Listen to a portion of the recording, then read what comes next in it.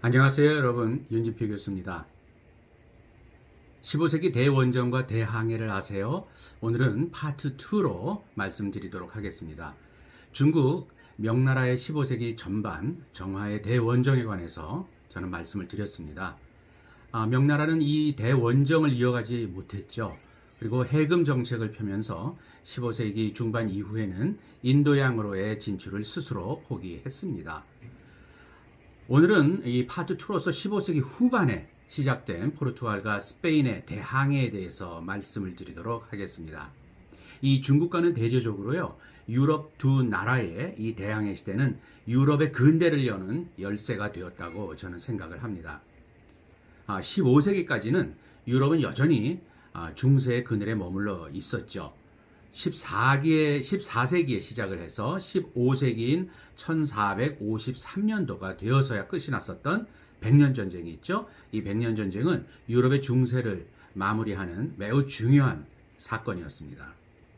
이 오랜 100년 동안의 그 전쟁의 결과는 영주와 기사가 주도했었던 중세의 봉건체제를 국왕과 상비군이 자리를 잡아가는 근대 국가가 출현하는데 매우 중요한 역할을 했습니다. 중세와 근대라는 시대 구분은요, 유럽의 시대 구분법이긴 하지만 이것이 던지는 의미는 세계사적으로 정말 중요합니다.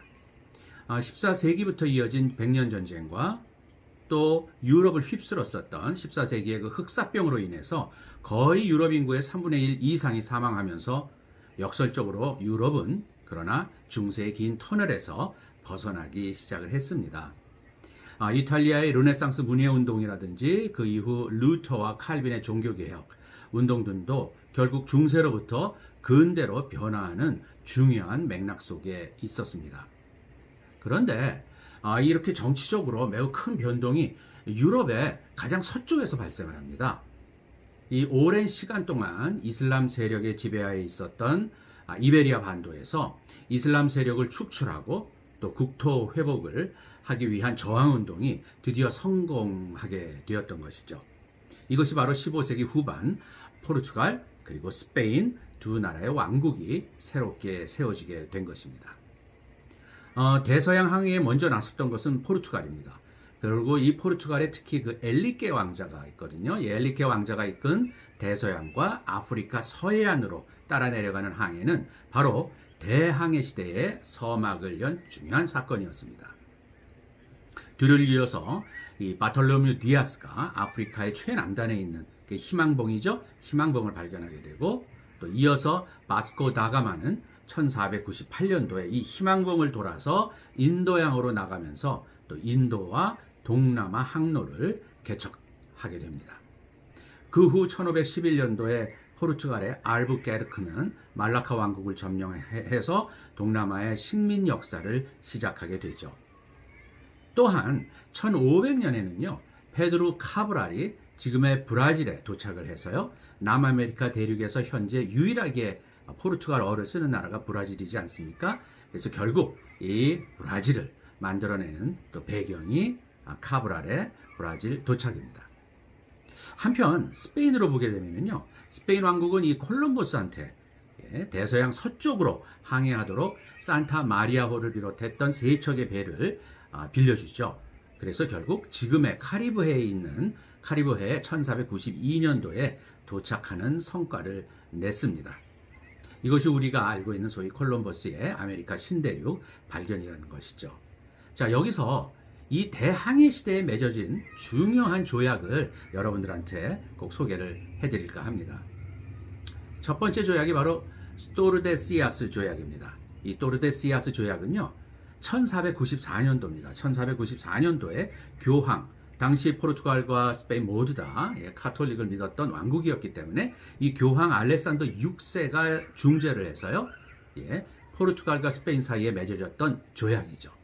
그 내용을 보면은요, 대서양 한가운데에 보면은 그 아조레스 군도라는 게 있습니다. 그 아조레스 군도를 기준으로 해서 서쪽에 1300마일 그 남북 자오선을 따라서 자오선을 따라서 그 서쪽으로는 스페인이, 그리고 그 자오선의 동쪽으로는 포르투갈이 진출하도록 서로 결정을 한 조약이었다는 것이죠. 이 두 나라 간에 서로 부딪히지 않고요. 사이좋게 지구를 절반으로 나누어 갖자는 하나의 일종의 계약이었던 셈이죠. 포르투갈은 이 조약에 따라서요. 자오선의 동쪽으로 또 아프리카의 서해안을 따라서 내려가면서 결국 희망봉을 돌아가게 되고 인도양으로 진출하게 됐고 또 1511년도엔 말라카 왕국을 점령하게 됐고 그 다음엔 현재 인도네시아의 말루쿠 군도를 차지하면서 그 유명한 향신료 무역을 독점하게 됩니다. 이 아시아 항로를 통해서 들어왔었던 이 동남아의 향신료는요, 10배에서 30배 정도의 엄청난 이득을 남겼다고 합니다. 여기서 제가 흥미로운 사실 하나를 좀 추가로 말씀을 드리죠.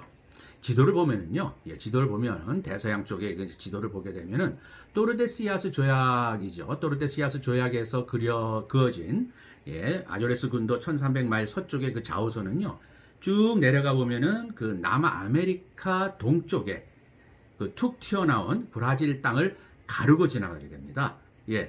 이로써 바로 이것으로 인해서 포르투갈은 브라질을 발견하게 되고요. 그 자오선의 동쪽에 있으니까 브라질을 발견하게 되고 자기들의 것이라고 주장을 하게 됐던 것이죠. 이 자오선 서쪽이죠. 자오선 서쪽은 바로 이제 아메리카 대륙이 보이는데 그 나머지 아메리카의 땅들은요. 결국 모두 브라질을 빼고는 스페인의 식민지가 되었다는 것. 이것이 바로 또르데시아스 조약의 결과라고 보시면 됩니다. 스페인은 콜럼버스 이후에 이 아메리카 대륙을 그야말로 아주 휘몰아치듯이 점령을 하죠. 그에 앞장섰었던 피사로라든지 코르테스라든지 이들이 소위 마야 왕국과 잉카 왕국을 멸망시키면서 아메리카 대륙을 식민화했습니다. 이 한편 스페인은요, 그 이후 마젤란에게 1520년도에 세 척의 배를 또한 빌려줍니다. 그리고 이 세 척의 배를 탄 마젤란은 지금 남아메리카 최남단으로 내려가게 되고 바로 이제는 거기 이제 마젤란 해협이라고 하는데요. 이 마젤란 해협을 돌아서 태평양으로 나가서요. 결국 1521년도에 필리핀의 막탄섬에 도착하게 되는 것입니다. 마젤란은 물론 여기서 라플라프 주장과의 전투에서 사망을 합니다마는 그의 부하들은 1522년 세계 일주 항해를 최초로 완주하게 됩니다.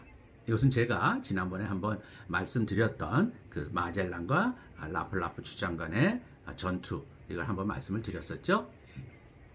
이 포르투갈과 스페인은요, 또르데시아스 조약 이후에 서로 각자 동서로 나눠지면서 지구를 돌아갑니다. 스페인은 서쪽으로, 포르투갈은 동쪽으로. 그래서 결국 16세기 초가 되니까 16세기 초에는 지구의 반대편이 되죠. 지구의 반대편, 즉 바로 우리가 제가 말씀드리고 있는 동남아 지역에 와서 서로 마주치게 됩니다. 그래서 결국 스페인과 포르투갈은 또르데시아스 조약 체결 35년 후에 즉 1529년인데요. 1529년에 또 하나의 조약을 서로 맺습니다. 서로 마주치게 되니까요. 지구 반대편에서. 이게 바로 1529년도의 사라고사 조약입니다. 사라고사 조약은요, 태평양 위에 새로 자오선을 그어가지고 동과 서로의 영향권을 서로 지정하자는 그러한 조약이었죠. 그 결과로 스페인은요, 지금 인도네시아의 말루쿠 군도에 대한 권리를 포기하는 대가로 포르투갈은 반대로 스페인의 필리핀 정복을 승인한다는 그러한 소위 거래를 하게 됩니다. 스페인은 그 후에는요, 이제 필리핀에 대한 정복을 공식적으로 포르투갈과의 사라고사 조약에 의해서 승인을 받으면서 1571년도에 마닐라를 점령해서 요새를 세우면서 필리핀 전체에 대한 지배를 확대해 나가기 시작을 하죠. 이 본격적인 서양 세력에 의한 동남아 식민 시대의 서막에 해당하는 그러한 역사입니다. 이처럼 15세기 후반에는요, 포르투갈과 스페인이 열었던 대항해 시대가 시작이 되는 것이죠. 그리고 이것은 또르데시아스 조약과 사라고사 조약을 통해서 두 왕국 간의 전 세계를 서로 나눠 갖게 되는 것이고요. 이것이 유럽에 의한 본격적인 근대의 서막이자 또한 세계사가 서양에 의해서 주도되기 시작을 했다는 것을 알리게 되었습니다. 저는 이 15세기 전반부까지는요, 앞서 말씀드렸던 중국이 가지고 있었던 주도권이 15세기 후반이 되면서는 포르투갈과 스페인에게 항해 주도권이 넘어가고, 이로 인해서 근대가 시작되고 그 후 서양이 주도하는 세계가 형성되기 시작되었다는 이러한 사실에서 이 15세기 역사가 정말 매우 중요하고 의미 있다고 말씀을 드리고 있는 것이에요. 중국의 대원정, 중국의 정화의 대원정과 또 유럽의 포르투갈과 스페인에 의한 대항해가 15세기 전반과 후반부에 각각 발생을 하면서 그 사이에 위치할 수밖에 없었던 동남아의 운명은 동에서 서로 넘어가게 되는 그러한 운명에 처하게 되었던 것이죠. 자, 이처럼 15세기는요, 동양과 서양에 있어서 매우 중요한 의미가 있어요. 역사는 그 해석하기 나름이라고 말씀을 드렸었는데, 15세기까지는요, 중국이 가지고 있었던 힘 또는 세력, 그런 주도권이 16세기 이후에는 유럽으로 서서히 넘어가는 그러한 근대가 들었으면서 서양이 주도하는 세계가 되기 시작을 했다라고 하는 것입니다. 그리고 이 시기가 제가 동남아 역사에서 식민시대라고 규정한 시기죠. 동남아 지역으로서는 이러한 외부적인 영향에 좌우될 수밖에 없었던 소위 피식민지의 아픈 역사를 이때부터 쓰게 되었던 것입니다.